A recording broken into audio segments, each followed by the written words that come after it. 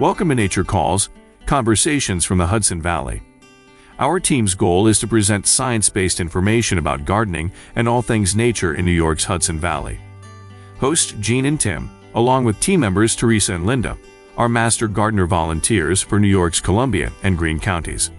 So if you're interested in gardening or nature or nuggets of information about what's happening outside your door, settle in. Enjoy the conversation. Whatever the season, we have something to say.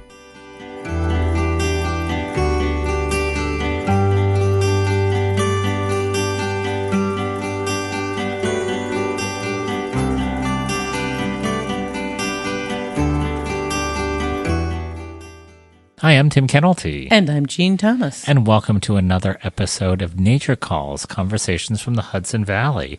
Jean, who are we interviewing today? One of our very best interviewees. Brilliant person, right? That would happen to be Jean, right? Yes. You're going to talk about catalogs again. More shopping. Yeah. What specifically are you talking about today? Well, we were in bulbs last time. We were talked. in bulbs, We were in yeah. bulbs, and then I realized that there are many more catalogs. I love when you think of these things. I do, yeah, and I realized that there are shrubs and all kinds of other things that we can buy by catalogs. But you have to beware the magic beans. The magic beans, right. Well, it's true. It's an advertising piece. Some of them are really informational, but some of them are not exactly truthful too, right? Yeah, if somebody advertises a tree that is going to grow 67 different kinds of apples and 3 kinds of peaches, it's probably not going to be a really wildly healthy little plant. If it's too good to be true, it's too good to be true, right? Well, I can't wait to hear that. That's great. It's going to be fun. And Teresa's here again, right? Our wonderful, and I'm going to say it again, wonderful Teresa, because she's sitting here, so I want to say wonderful and again. she's smiling, I could tell. Yeah. My back to her. Yeah, and she's back with another edition of the wonderful Veggie Patch, right? And she's talking about legumes. Legumes. Yeah. Some of those. Yeah. Anyway, it's beans and peas and they're nice big the good seeds. stuff, and how to grow them, yeah. Yeah. Now, I've got a question. Tell me. Wax beans, what's your opinion? I say no. Ditto. How about soybeans? I say no. Ditto. Wow, we're on the same page. How is that possible? Linda's with us also. I love when Linda's here. The best, right? She talks all about bees. And we're going to talk about these little ladies and all the amazing things they're up to. Always the best.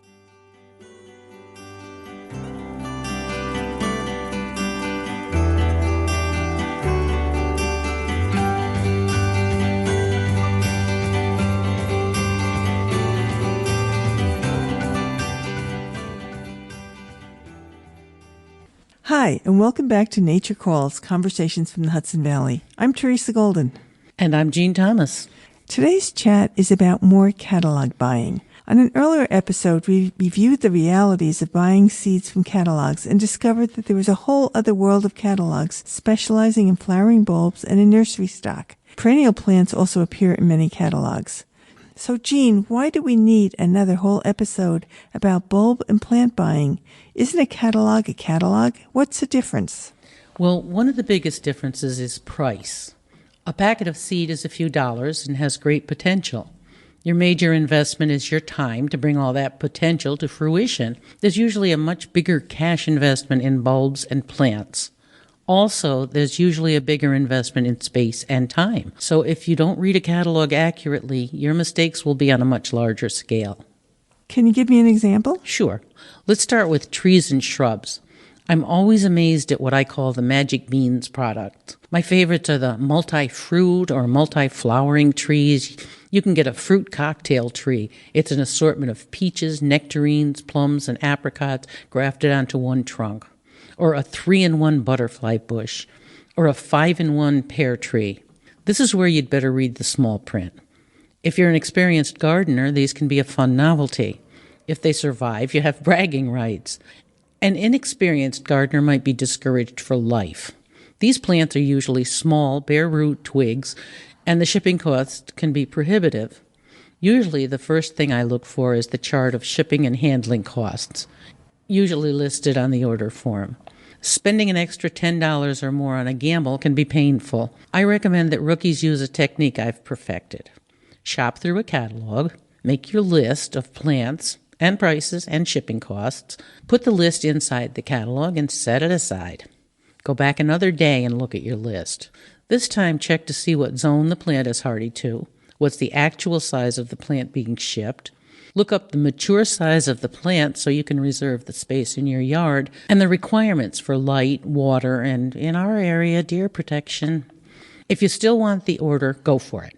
If you're having second thoughts, maybe a trip to a local garden center might be in order. My motto about woody plants in particular is, time is money. This translates to, would you rather buy a bare root, 2-foot-tall baby tree and nurse it along, or would you rather spend twice or 3 times as much for one that's several years older and proportionately bigger? The bigger one has received all the TLC from the nursery growers that you'd be providing the baby tree. I'm at an age where I'd rather not wait a few extra years, but there are good reasons for each school of thought. Okay, sticking with woody plants for now, when is it better to buy from a catalog? Well, if you want to plant a significant number of plants and you can protect them to adulthood, for instance, many of the fast-growing hedge favorites, such as lilac and rose of Sharon, or oak and maple varieties could be bought in multiples. There are several catalogs that offer hardwoods and conifers in plugs from a single plant to a box of hundreds for forest buildings or restoration. Chief River Nursery Company was established in 1973 and offers a large range of native trees and shrubs, as well as an assortment of bare root fruit trees. But aren't a lot of the plants offered in catalogs problematic? Yes, they are. Many, such as burning bush, Siberian elm, and non-native honeysuckles, are prohibited in New York State. The catalog will have a notation at the end of the plant description listing states that don't allow these plants to be shipped in. I'm also wary of forsythia, mock orange, and butterfly bush because they can be aggressive and muscle their way into larger spaces than you might like. And I'll argue about Rose of Sharon until the cows come home, and maybe let the cows eat the darn things. Well, no opinions there. Let's move on to herbaceous plants, herbs and perennials. Okay, that's a kinder and gentler world. Perennial herbs are included in most perennial catalogs, and you can go from as simple as a favorite collection of parsley, sage, rosemary, and thyme to plant in a container outside your kitchen to a collection of salvias or a border of catmints. The live plants may be small at first, but they do grow quickly and fill up space for you. They're usually shipped in a 3-inch pot, and the packaging is amazing. What about perennials? As a master gardener, I'm an enthusiast about native plants and pollinators. Well, perennial flower, and don't forget grass, starter plants are not for weekend gardeners. Like any babies, they need a little more attention at first. Just like seed catalogs, the best plant catalogs give copious information about the requirements of the plant. There are many specialty catalogs available for perennials, and I must say the information provided for the plants is exemplary. These people want their plants to be successful and do their best to make them foolproof. Prairie Moon Nursery in Minnesota is celebrating its 40th year in business, and the title on the catalog says it all. Native Seeds and Plants for Gardening and Restoration. I'm still trying to get my head around how 1982 was 40 years ago. It doesn't feel that way. Prairie Moon, like many of the catalogs, offers pre-planned gardens designed for specific conditions. Theirs tend to be like little meadows. And I'm sure there's catalog for more traditional gardens? Oh, Teresa, absolutely. Bluestone Perennials has been around for 50 years, and their catalog is an oasis of logic. Their plants are listed alphabetically by Latin name and have a full set of guidelines and icons describing what each individual plant needs. You said Prairie Moon offers collections of plants designed to plant all at once. Who else does that? Well, a couple of my favorites are K. Van Bourgondine and Spring Hill. Both tend to stray into hyperbole in their catalogs, but have excellent mixtures and blends available.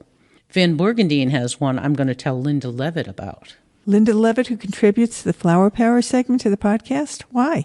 They have a Flower Power perennial blend of 4 really good deer-proof cutting flowers.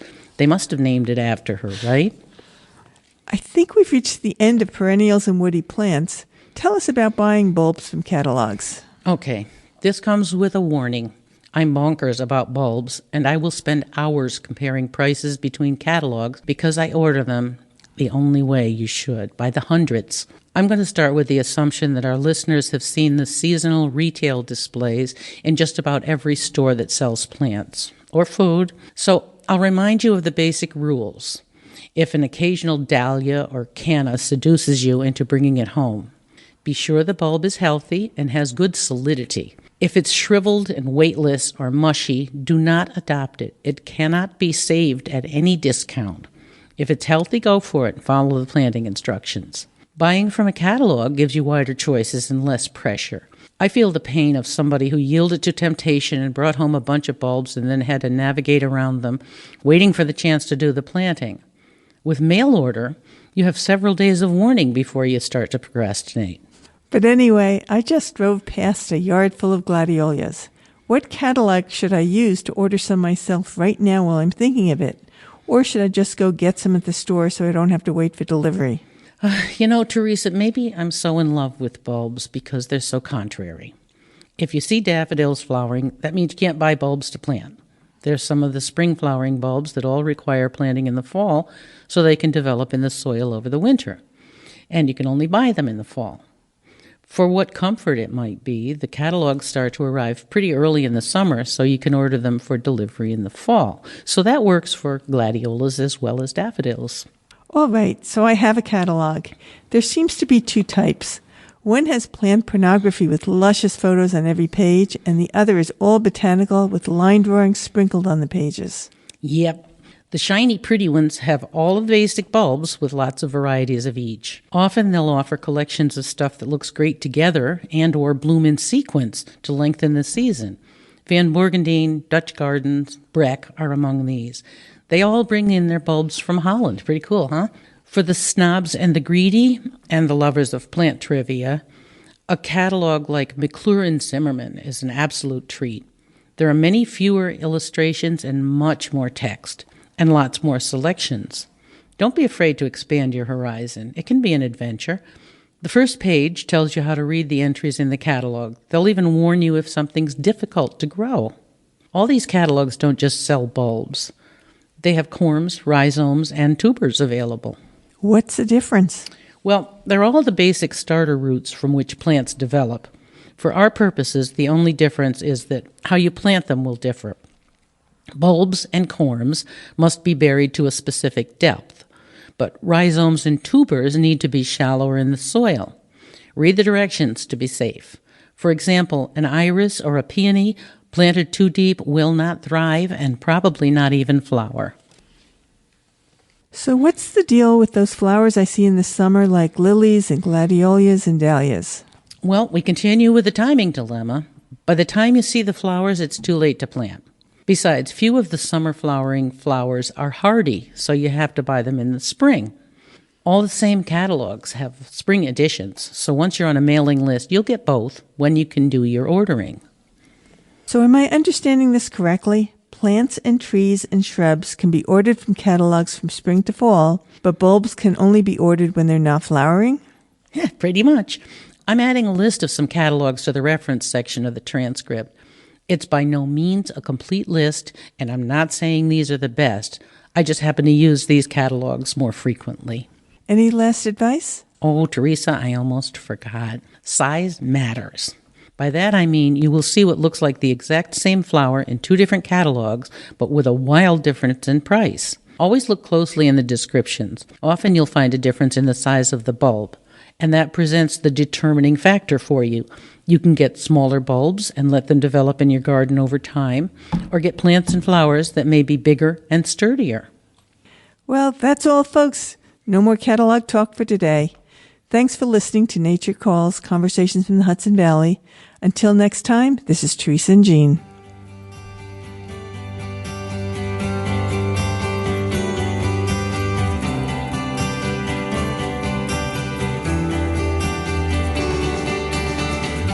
You're listening to Nature Calls, Conversations from the Hudson Valley.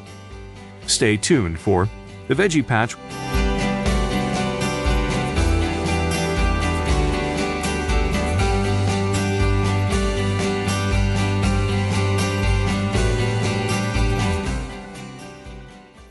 Welcome back to the Veggie Patch.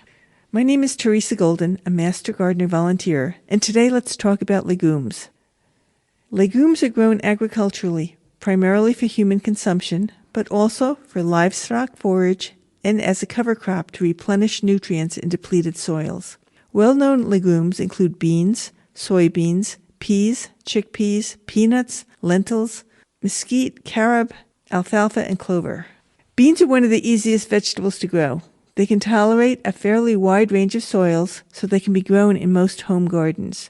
There are over 130 varieties of edible beans with pod colors ranging from green, yellow, and purple to red or streaked. Some of them are collectively known as snap beans. While green beans are exclusively green, yellow pod beans may be referred to as wax beans. Shapes range from skinny fillet types to a wide Romano type and more common types in between. Beans grow typically as either bush or pole types. Bush beans are short plants growing to about 2 feet high, often without requiring any support. They tend to reach maturity and produce their fruit in a relatively short period of time. Pole beans have a climbing habit and produce a twisting vine, which must be supported by poles or trellises. They typically produce higher yields over a longer period and in less space than bush types. Half-runner beans have both bush and pole characteristics. Their runners can be anywhere between 3 and 10 feet long. Plant beans in full sun after the danger of frost has passed. Make sure to follow the planting instructions for the variety you've chosen. Mulch the soil around the plants to retain moisture, but make sure that it is well drained. Beans have shallow roots, so the mulch keeps them cool. Water them regularly, about 2 inches per square foot per week, to keep them flowering. Note that excessive nitrogen will delay flowering, so don't over-fertilize. Make sure to weed diligently, but carefully to avoid disturbing the shallow root systems. Harvest snap beans any time before the pods begin to toughen and the bean seeds begin to mature. They will be most tender when the small seeds inside is 1/4 the normal size. From this stage on, pods will become more fibrous and the beans starchier. Beans can be picked every 2 to 3 days, but only when the vines are dry to help prevent bean rust and the spread of other diseases. Picking beans often and regularly will help to lengthen the harvest period. Harvest lima, soy, and fava beans while the pods still have their attractive green color and are plump. Make sure they don't lose their gloss or turn yellow. Quality is best if they are eaten as soon as possible after being picked, since their sugars quickly turn to starch. To ensure a continuous harvest, you can plant snap beans every 2 to 3 weeks from the frost-free date until mid-July. Another common legume is a pea. Peas are one of the first crops planted and harvested in New York State. 3 main types are grown in the home garden: English or garden peas, snap peas, and snow peas. Cultivars can be bushy and less than 3 feet tall or grow to over 5 feet tall. Considered a cool weather crop, peas can be planted outdoors when the soil reaches a temperature of at least 40 degrees Fahrenheit, but warmer soils will speed germination. However, you can also plant or replant peas in July to yield a fall crop in September or October. The good news is that peas can handle a light frost. For the best yield, plant seeds 1 to 3 inches apart in soil with a pH of 6.0 to 7.5 that is well drained. There's no need to thin them if appropriately placed. Note the peas are very sensitive to excess soil moisture, so well-drained soil is key. Varieties under 3 feet tall can be grown without any support in rows 12 inches to 18 inches apart. For taller varieties, use a trellis or chicken wire to keep the vines upright to make them easy to pick and keep them off the ground. You can harvest them when the peas enlarge in pods. Note that weeds can quickly outcompete peas and are a special problem in late April and May plantings, so make sure to stay on top of your weeding. Adequate moisture is critical at pod fill, so make sure to water the garden as needed. Harvesting varies by type. For garden peas, harvest and shell them when the pods are plump and well filled, but before the seed becomes starchy. Pick snow peas when pods are large and flat, but before the seeds begin to enlarge. Snap peas should be harvested when the pods are succulent and the seeds are small. Remove strings from along the suture of the pod before cooking or eating. Once picked, they are best stored in the refrigerator in a vented plastic bag. Beans, peas, and other legumes can be considered either a vegetable or a protein food. They are an excellent source of protein and provide iron and zinc. They are low in fat and sodium and high in dietary fiber, potassium, magnesium, and the B vitamin. Grow legumes is an integral part of healthy eating. Thanks for listening to the Veggie Patch. Until next time, nature calls.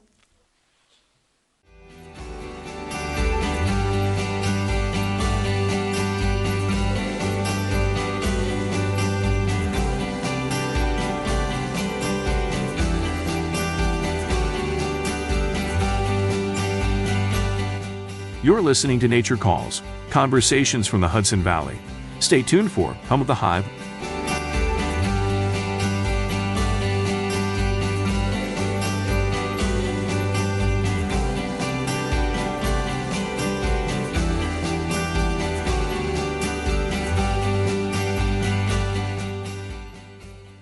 Welcome back to the Hum of the Hive, a recurring segment of Nature Calls that follows the honeybee through the 4 seasons. I'm your host, Linda Aydlett, a Master Gardener Volunteer with Cornell Cooperative Extension of Columbia and Greene Counties and a Cornell University Master Beekeeper.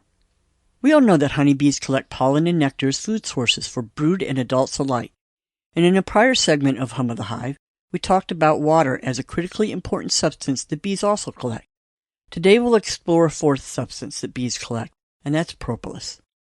Propolis is essentially derived from small bits of sticky resin collected from buds and bark of certain deciduous trees and plants.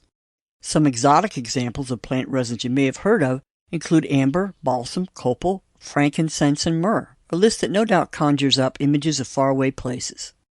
But in our more temperate regions, we'd be focusing on resins secreted from trees here in the Northeast, such as cottonwood, birch, alder, poplar, and many of the conifers and coneberry trees. Resin is a thick, sticky liquid that's quite pliable when collected by the foraging honeybee, especially during the warmer parts of the day when the resin is more free-flowing. She'll gather resin in much the same way as pollen, moving the bits and globs along her forelegs, which are then compressed into a compact pellet that's deposited into her pollen basket. As she's collecting resin, she'll lift herself up in the air every so often to test if she can still fly with her load. Once she gathers what she can carry, she heads back to the hive and crawls to the site within the nest where the resin's needed. Just as with pollen, a resin forager can't remove the load of resin herself. She needs the help of a sister honeybee, called the cementing bee, who will pull the resin off her hind legs and either put it to immediate use or place the resin load in a storage location where she could use it later. If the resin is used right away, the cementing bee goes to work, smoothing it into place, adding more layers of resin as needed. Once the resin is placed within the hive, no matter what the location, we call the substance propolis. Typically, propolis is composed of about 50% resins, about 1/3 waxes and fatty acids, and about 10% essential oils and aromatic compounds, including vanillin, which gives it an amazing, not-too-sweet vanilla-like odor. In the summer months, propolis is quite sticky with a consistency much like saltwater taffy. But as the season cools into winter, it becomes quite stiff and hard and can break into shards similar to peanut brittle. Its color varies depending on the plant source, ranging from a light tan to a dark brown, and often has a reddish hue. The word propolis comes from the Greek, meaning before or in front of the city, which is quite appropriate in the case of honeybees, as one of the primary locations propolis is deposited is at the entrance to the nest to shape and resize the opening, to make it easier to defend against intruders. Honeybees also use the sticky resinous substance elsewhere in the nest cavity to seal cracks and crevices against drafts and water, especially in autumn as the colony is preparing for the coming winter. But perhaps more interesting, it turns out that propolis plays a critically important role in the well-being of the colony that goes well beyond just providing a convenient sealant for cracks and crevices, and it's tied to an inherent property of the resin itself. Resins are sticky substances plants secrete in response to injury, such as mechanical damage or attack by insects and pathogens. For instance, if a conifer tree is damaged or cut, it immediately secretes resin to seal and protect the injury. Just as resin plays a role in the immune defense system of plants, propolis also imparts these same powerful antimicrobial properties to help protect the colony from bacteria, viruses, mold spores, and other pathogens. In fact, propolis is among the most powerful antimicrobial substances found in nature. According to the U.S. National Institute of Health, quote, propolis and its extracts have numerous applications in treating various diseases due to its antiseptic, anti-inflammatory, antioxidant, antibacterial, antimycotic, antifungal, anti-ulcer, anti-cancer, and immunomodulatory properties. Honeybees are faced with a myriad of diseases and pathogens and can't produce antibodies like humans do. So they turn to nature for resources such as resin to provide antimicrobial compounds for them.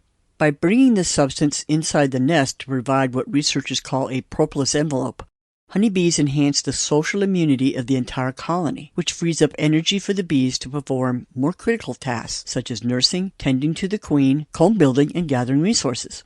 The cooperative use of external agents to protect a colony from disease and predation is a form of social immunity. Social immunity is found throughout nature and is an important part of many species' survival strategies. So the next time you're adding new plants to your landscape, maybe considering including a conifer or two, such as juniper, pine, or spruce, to name a few. Or perhaps a resin-producing shrub or plant. The U.S. Forest Service has a list of 20-some flowering resinous plants that include willow, birch, alder, certain herbs, and sunflowers among the list. If you do, you can be sure the honeybees will make good use of them. And that concludes today's Hum of the Hive. Thanks for listening.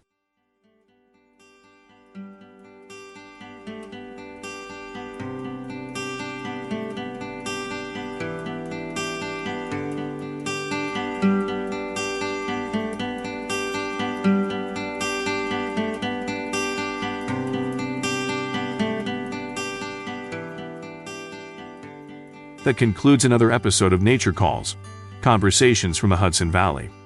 We would like to thank Sandra Linnell and Devin Connolly from Cornell Cooperative Extension of Columbia and Greene Counties for production support.